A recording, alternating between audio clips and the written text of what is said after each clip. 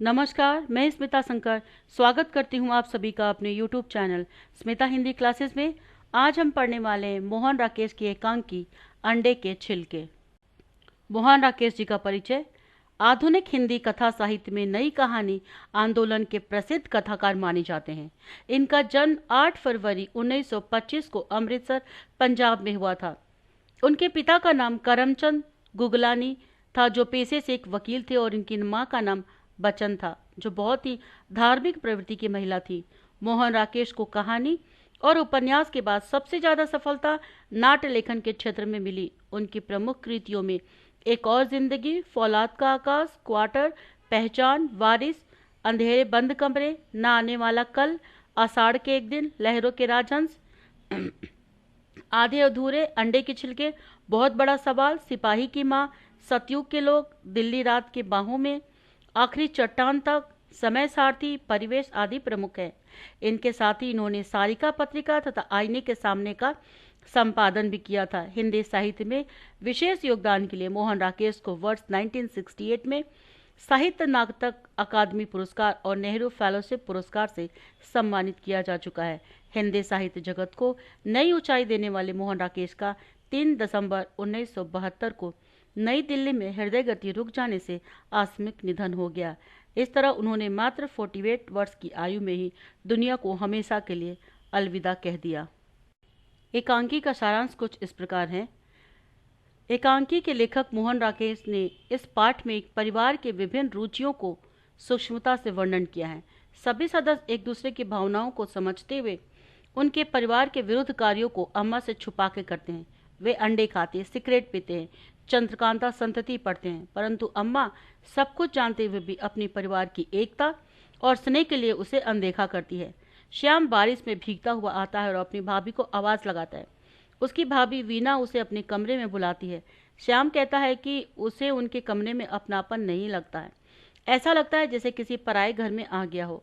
वीना ने शादी के बाद कमरे के रख रखाव को पूरी तरह बदल दिया था, जिससे श्याम को कमरा पराया लगता था। श्याम वीना से चाय बनाने को कहता है। चाय के साथ समोसे और कचौरी लाने के लिए वीना से पूछता है। वीना बरसात के मौसम में समोसे और कचौरी की अपेक्षा अंडे का हलवा बनाने की बात करती है। श्याम अंडे का नाम सुनकर वीना को चुप रहने के लिए कहता है, क्योंकि उसकी अम्मा पुराने विचारों की है। यदि अंडे का नाम सुन भी लिया तो इस बरसात में स्नान करना पड़ेगा। वीना कहती है कि उसने अपने कमरे में बिजली का स्टोव बेड टी पीने के बहाने से रखा हुआ है।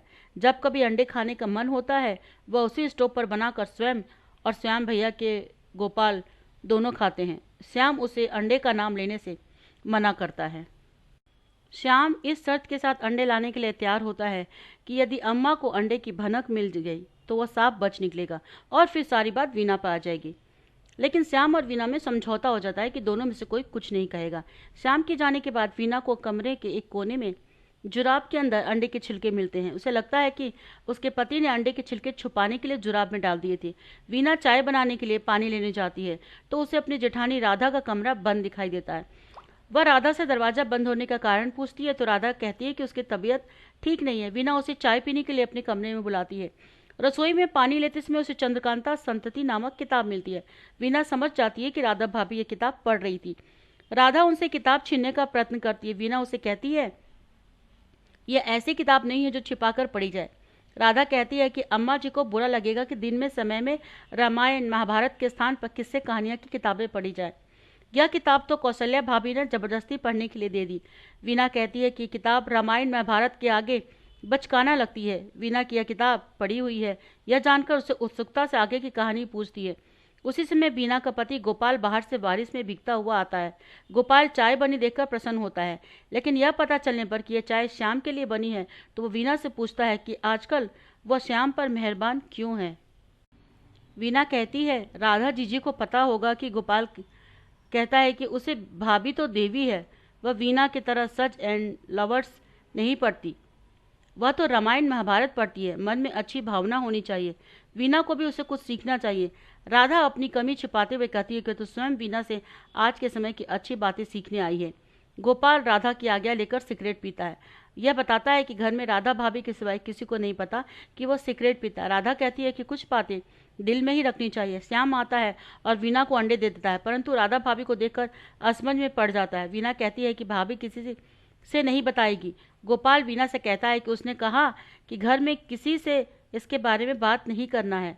वीना उसे जवाब देती है कि जब वह सिगरेट का भाभी से छिपा कर नहीं तो अंडे क्यों छिपा कर रखते हो। राधा कहती है कि उसे पहले से ही पता था कि उनके कमरे में अंडे बनते हैं, क्योंकि वह तो उसकी गंध से पहचान जाती है। राधा ने कभी अंडे खाए नहीं हैं। गोपाल राधा से कहता है कि भैया से मत बताना। गोपाल श्याम को कमरे का दरवाज़ा बंद करने के लिए कहता है कि इतने में बाहर से अम्मा आवाज़ लगाती हुई आ जाती है। श्याम उन्हें कमरे से बाहर दरवाजे पर रोक लेता है, लेकिन वह कमरे में आ जाती है। जमुना गोपाल से कमरे की छत पर टपकने की बात करती है। वह देखती है कि उन्हें देखकर सब चुप हो गए हैं और वीना एक कोने में चम्मच लिए खड़ी है। तो गोपाल कहता है कि वीना का हाथ जल गया है, उसके लिए मरहम ढूंढ रहा हो। जमुना पूछती है कि हाथ कैसे जल गया, तो गोपाल कहता है कि शाम के लिए चाय बना रही थी, उसी समय जल गया। जमुना से फिक्र न करने के लिए कहता है। जमुना कहती है कि उसे पता था कि वो बिजली का स्टोव कुछ न कुछ तो जरूर करेगा। जमुना स्टोव पर फ्राइंग पैन रखा देखती है और पूछती है कि इस समय क्या बन रहा है। वह फ्राइंग पैन से ढक्कन उठाकर देखना चाहती है कि गोपाल उसे बीच में रोक लेता और कहता है कि स्टोव तो बुझा हुआ भी करंट मार देता है। जमुना कहती है कि हाथ नहीं लगाती, पर यह तो बता कि इसमें बना क्या रखा है। यह सुनकर सब घबरा जाते हैं। उसमें राधा बात को संभालती है कि श्याम के क्रिकेट खेलते समय चोट लग गई थी, इसलिए वीना से कहकर पुलटिस बनवा दी थी। जमुना कहती है कि चोट पर वह गोपाल अम्मा को आराम से बैठने के लिए कहता है, बांध देगी। अम्मा श्याम को डांटती है कि चोट लगवाकर सबको परेशान करता रहता है। अम्मा पुलटिस तो वीना के हाथ में चंद्रकांता संतति किताब देखती है, तो पूछती है कि यह किताब कौन सी है। वीना कहती है कि किताब राधा भाभी की रामायण गुटका है।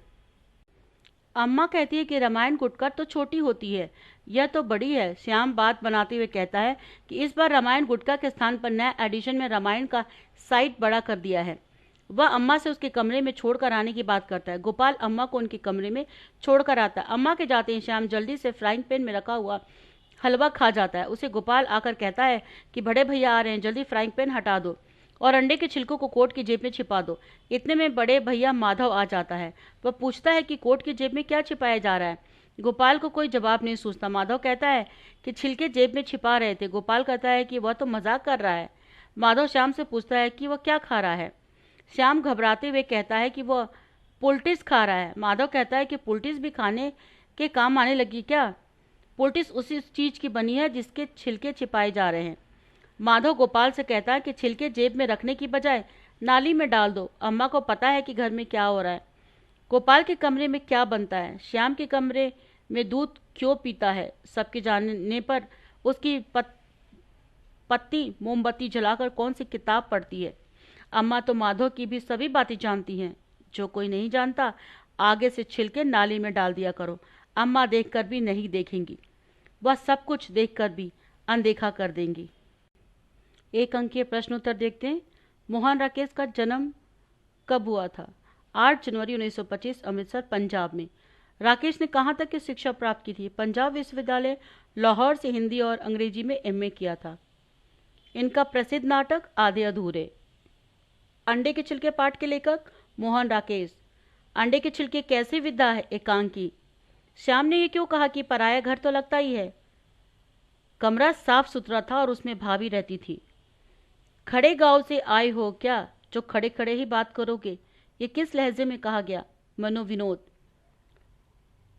वीना किस चीज का हलवा बनाने के लिए कहती है। अंडे का। श्याम अपनी जेब से अंडे निकालते समय क्यों हिचकिचा रहा था। वो पहली बार अंडे लाया था। गोपाल ने माजी के सामने वीना के हाथ जलाने का बहाना झूठा बहाना क्यों बनाया। अंडे की बात छुपाने के लिए। अंडे के छिलके पाठ में वीना के चरित्र की कौन कौन सी विशेषता उभर कर आती है। हास्य, विनोद, प्रिया और सत्यवादी। अंडे लाने के लिए वीना ने किसे अंडे लाने के लिए कहा था। श्याम को। संदर्भ स्पष्टीकरण देखते हैं। देखो वीना, मैंने तुमसे कहा था कि घर में यह चीज़ ठीक नहीं है। आदमी बाहर खा ले वह और बात है, मगर घर में। गोपाल स्वयं अंडे खाता है, लेकिन सबके सामने ऐसा ऐतराज क्यों करता है। संदर्भ लिखेंगे और फिर संदर्भ में पाठ्यपुस्तक का नाम, पाठ का नाम और लेखक का नाम लिखेंगे। प्रसंग। तो प्रसंग किसने किसे कहा या किस सिलसिले में कहा गया? तो गोपाल वीणा से कहता है। व्याख्या डिटेल कर देंगे। गोपाल का यह कथन दर्शाता है कि वह पारिवारिक नैतिकताओं और सामाजिक अपेक्षाओं का पालन करने के प्रति कितना संवेदनशील है। भले ही स्वयं अंडे खाता है, लेकिन वह इसे घर में नहीं करने के लिए वीणा को मना करता है। इसका कारण उनकी पारंपरिक सोच और परिवार के प्रति जिम्मेदारी का एहसास है। वह चाहता है कि घर में सभी सदस्य पारिवारिक मूल्यों का सम्मान करें, भले ही वो व्यक्तिगत स्तर पर उन मूल्यों का उल्लंघन करता हो। यह स्थिति गोपाल के चरित्र में अंतर्द्वंद को उजागर करती है, जहां वह व्यक्तिगत इच्छाओं और सामाजिक मानदंडों के बीच फंसा हुआ है।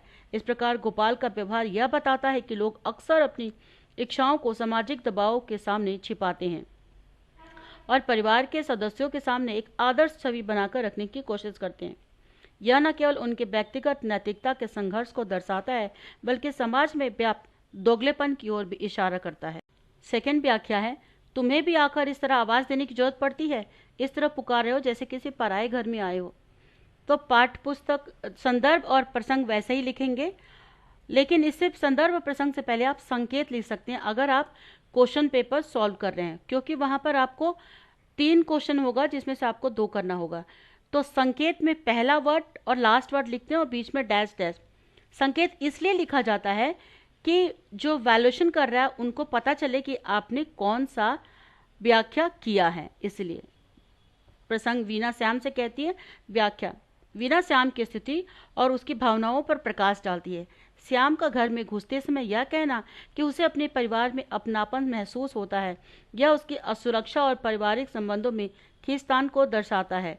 वीणा का यह सवाल उसे अपनी स्थिति के प्रति जागरूक करता है। यह बताता है कि वह अपने पति के प्रति चिंतित है। यह संवाद श्याम के मनोभाव को उजागर करता है, जिसमें वह अपनी भाभी वीणा के कमरे में प्रवेश करते समय असहज महसूस करता है। उसका यह अनुभव जैसे वह किसी पराये घर में आया हो, परिवार में उसके स्थान और उसके संबंधों में गहरे असंतोष को दर्शाता है। संकेत करता है कि परिवार में बदलाव, जैसे शादी के बाद कमरे का रूपांतरित होना, उसके मन में असुरक्षा और अजनबियत की भावना उत्पन्न करता है। वीणा की प्रतिक्रिया उसके संवेदनशीलता और समझदारी को दर्शाती है।